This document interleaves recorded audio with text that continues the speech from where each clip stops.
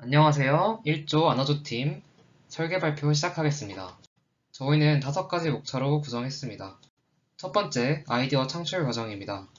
아이디어 창출 과정 중에서 자동 칠판 지우개, 스트라이크 판독기, 지문 인식을 이용한 공유 킥보드, 길거리 사람 밀도에 따른 경고 장치 등 다양한 의견이 나왔지만 실용성, 창의성, 구현 가능성 등 다양한 조건을 따져본 결과 무게에 따른 세제 적정량 측정기를 만들기로 결정했습니다. 두 번째, 문제 정의입니다.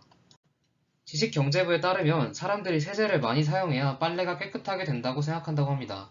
하지만 세탁세제를 과다하게 사용하면 오히려 세척력을 감소시키고 세탁 후 옷에 남는 다량의 세제 찌꺼기는 민감한 피부에 트러블을 유발시킬 뿐만 아니라 물과 전력의 낭비를 초래해 환경에도 악영향을 미친다고 합니다. 지식경제부 기술표준원에서 조사한 자료에 따르면 정확하게 세탁물의 무게를 측정하는 사람은 전체 응답자의 1.8%밖에 되지 않았습니다. 그리고 세제 투입 시 세제 안내문에 적혀있는 적절한 세제의 양은 가정에서 정확한 양을 측정하기 어려워 18.2%만 만족하고 있는 것으로 드러났습니다.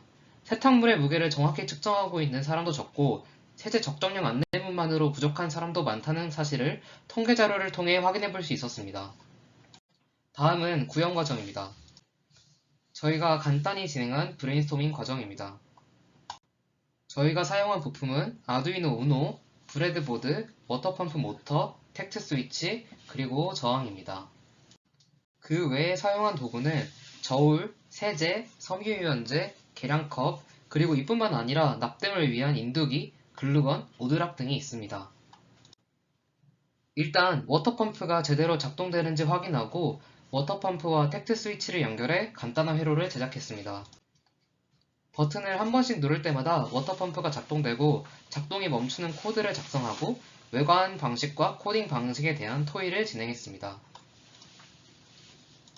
세탁물 무게에 따른 세제와 섬유유연제의 적정량을 확인했습니다.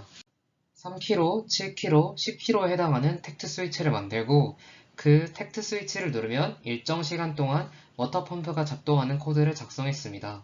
특정 시간 동안 워터펌프를 작동하면 세제와 섬유유연제가 얼마나 나오는지 실험으로 확인하고 무게당 정확한 양의 세제와 섬유유연제가 나오도록 설정했습니다. 중간 완성품을 제작하고 원활히 작동하는지 확인하며 피드백 과정을 가졌습니다. 피드백 과정 중 호스 연결에 문제가 있어 이를 해결하고 1차 완성품을 제작했습니다. 경진대회에 나가기 전 완성도를 올리기 위해 회로를 제품 안에 집어넣고 버튼도 제품 안에 집어넣어 일체화하는 방식으로 완성도를 올렸습니다. 다음은 시연 영상입니다.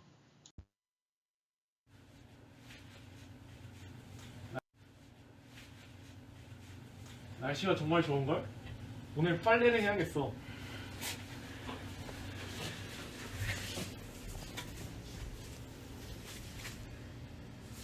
빨래 무게가 3.3kg니까 빨래 바구니에 무게를 빼면 대략 3kg가 되겠구나.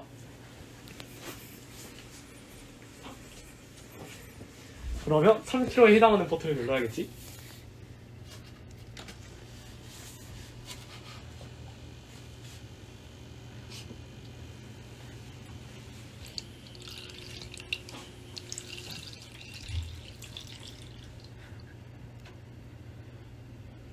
그럼 진짜 빨래를 한번 하러 가볼까?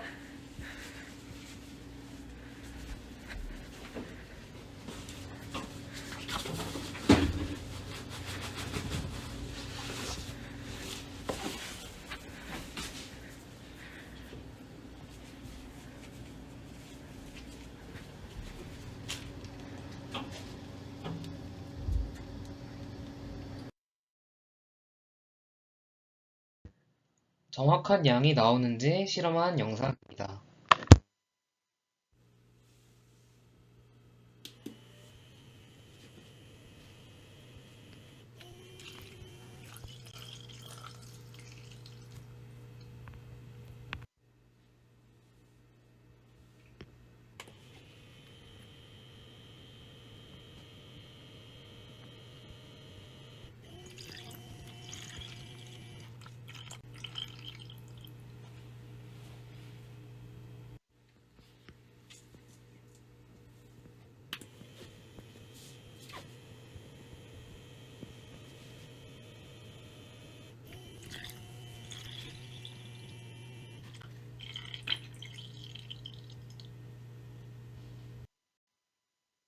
마무리 과정입니다.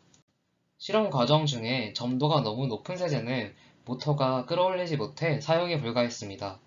호스가 아래로 쳐져 있으면 잔여물이 계속 남아 세제 양의 오차를 키워 호스를 수평으로 만들었습니다.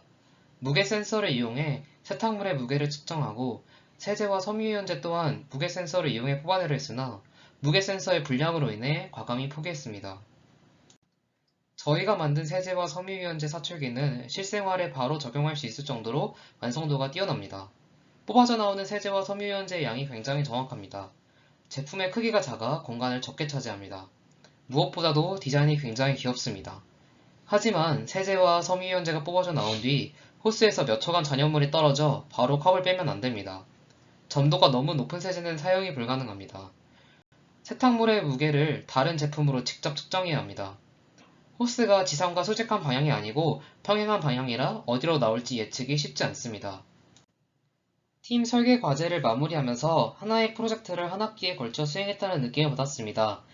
창의적 공학 설계 입문 강의를 통해 아이디어 창출, 정리, 평가 방법 등을 배웠고 아두이노 코딩, 제품 제작 등 다른 과목에서 배우거나 스스로 알게 된 내용과 배운 내용을 응용하여 실제로 제품을 설계하는 과정을 거쳤습니다. 어렵고 막히는 일이 많았지만 그럴 때마다 조원들과 더 힘을 내서 의견을 나누었습니다. 서로 부족한 부분을 채우며 문제를 해결해 나갔고 마침내 마지막 팀 설계까지 마무리할 수 있었습니다. 어려운 문제를 계속 해결해 나가면서 무엇이든 할 수 있다는 자신감을 얻었고 공학과 설계에 편하게 다가가는 기회가 되었습니다. 끝까지 들어주셔서 감사합니다.